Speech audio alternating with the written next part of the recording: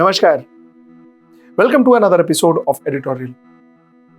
Yesterday, I did an editorial on the fate of middle class in India.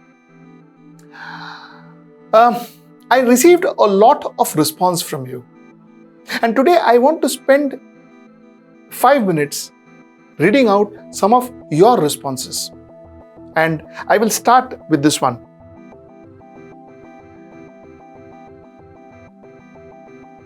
I am one who is pushed from middle class to poor. I have no earnings. I have not paid my daughter's last term's fees. LIC EMI is skipped since last 10 months. I have moved to my village to stay with my mom. I have 2 sweet little daughters who are looking up to me every day. They ask me as to why I am denying to buy whatever they ask me to buy. I am so much worried about home EMI. Will there be a moratorium? I am reading their messages as is, the way they have written. Another message is, I am one of the examples. From the last 16 months, I have no work. I am working in private college. So private schools, colleges, universities are closed, so there is no salary. I am without salary. I better know the condition of all, not me. 80% our staff is relieved. No pay, no funds, no 3-month salary. Still waiting, but management says, kya karega? So condition becomes worst day by day. In this age, where we go, future is dark, finished. Government का तो पता नहीं.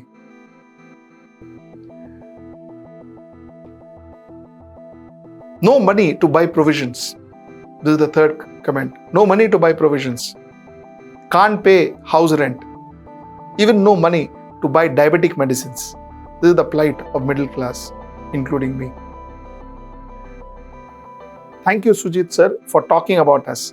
In fact, none of the packages are offering us any backup to survive. We, the middle class people, are ignored by every government. Either the rich or the poor benefits from the schemes. But when it comes to taxes, we always remember to pay. What a sad situation of the Indian middle class.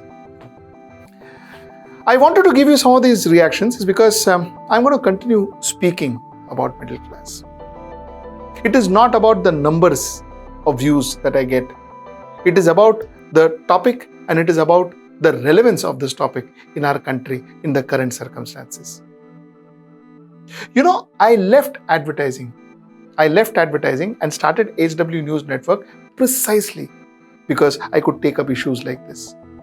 I want to talk about freezing of EMIs and why can't government do it?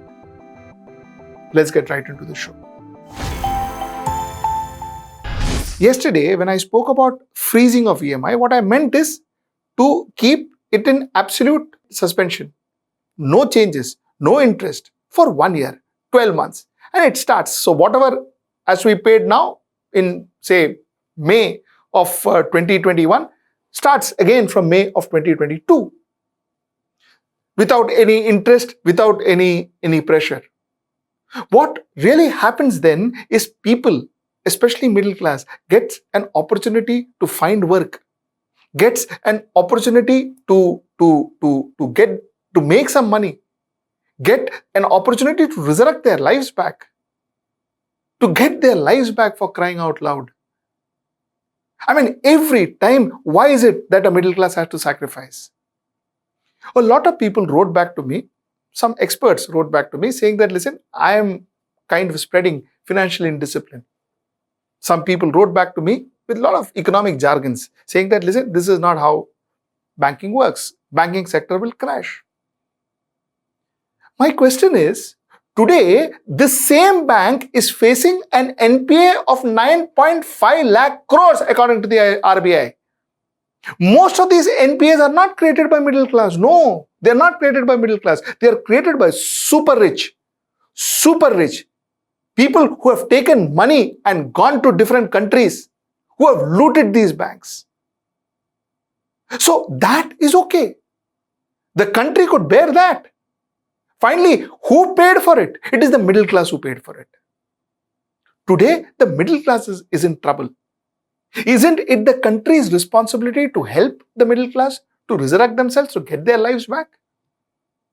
I'm not even talking about the rich. I'm not even talking about the upper middle class. I'm talking about people who have lost their jobs and who have personal loan up to 1 lakh rupees. Give them that 1 year freeze. Let them pay the EMIs next year. I am talking about people who have got housing loans up to 1 crore. Give them that 12 months freeze. Freeze, not moratorium, not adding interest and complications. Freeze. Let them not bother about their EMIs. Let them just be.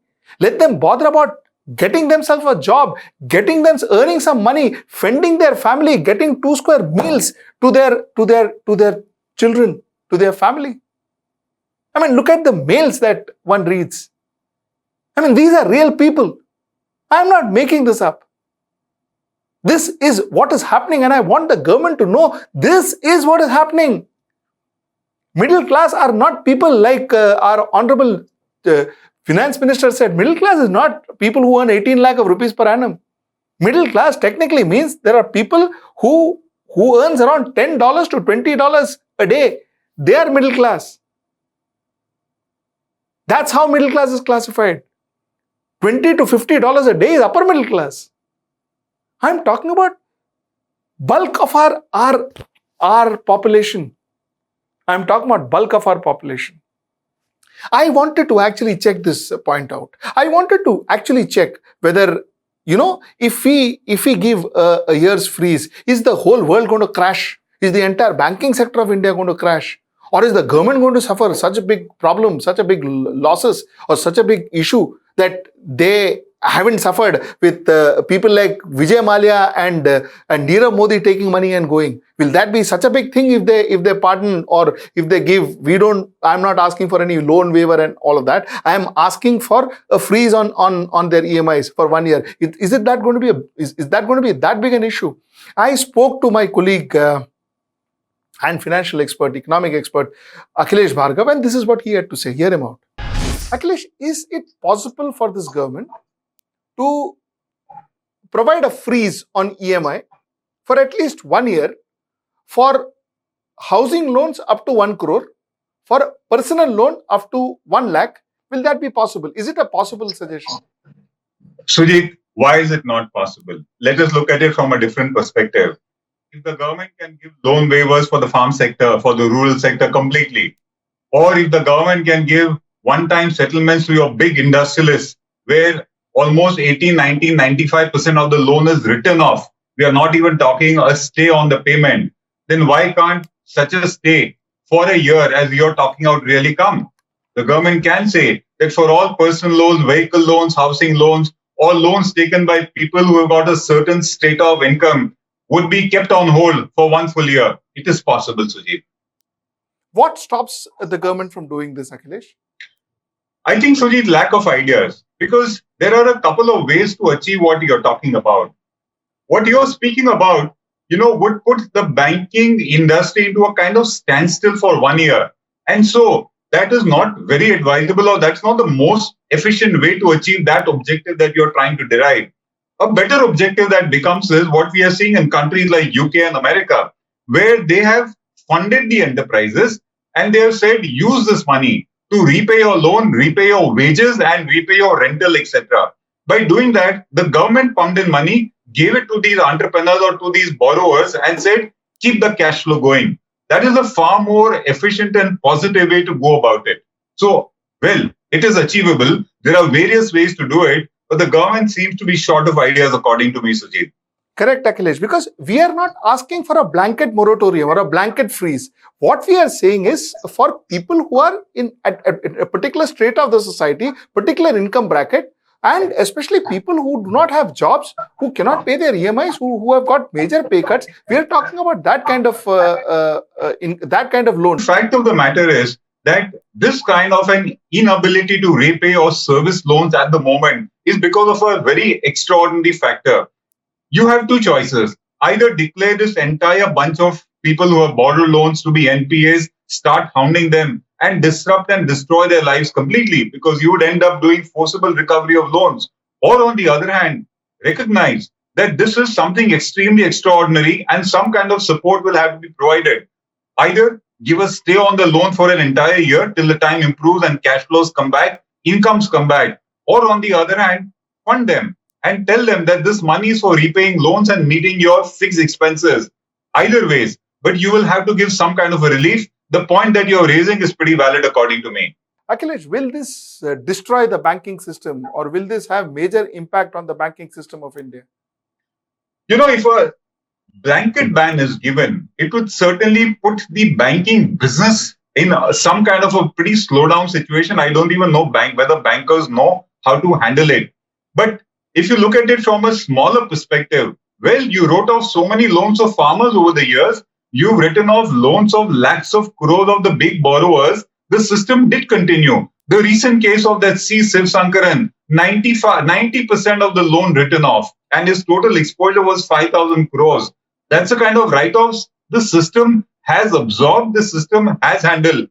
Why can't we plan it in such a manner that even this category of loans is judiciously defined and the system absorbs the situation by way of some kind of a stay? Because you're not talking about a one-time write-off or something like we see in the case of the bigger loans or in the case of farmer loans. You're only talking about a one-time stay. I think it can be planned strategically and tactically. Thank you so much, Akhilesh. I once again urge this government, this is your time. Stand up for your voters. Stand up for people who voted for you. This is your time. Put that freeze into place. I don't know how much popularity it will fetch you, but it will really fetch you a lot of blessings. Till I see you next time. Namaskar.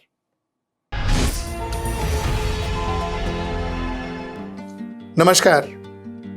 We asked you to support us, and we are overwhelmed and grateful for the kind of support you gave us. A lot of you all told us that you find it difficult to support us through Facebook or through YouTube, and you would like to directly come and take subscription from on our channel. A lot of you all said that you wouldn't prefer to pay through credit cards, but rather have other methodologies. A lot of you all said that you want a one-time payment option, one-time subscription option. So we arranged for all of that. All of that has been arranged for. We have now multiple payment options. We have UPI, we have Paytm, we have credit cards, we have net banking, we have wallet. We have a lot of payment option now. We have a one-time subscription option. And all of this is now available on our website. The link is down below. And our website, of course, as you know, is www.hwnews.in. Mind you, with subscription, we also have a lot we offer you. So you have exclusive programs, you have exclusive meet and greets, you have exclusive goodie bags, a lot of it that we give for each subscription. All of those details are there in our website. So please go to our website and if possible, subscribe to us. Till I see you next time. Namaskar.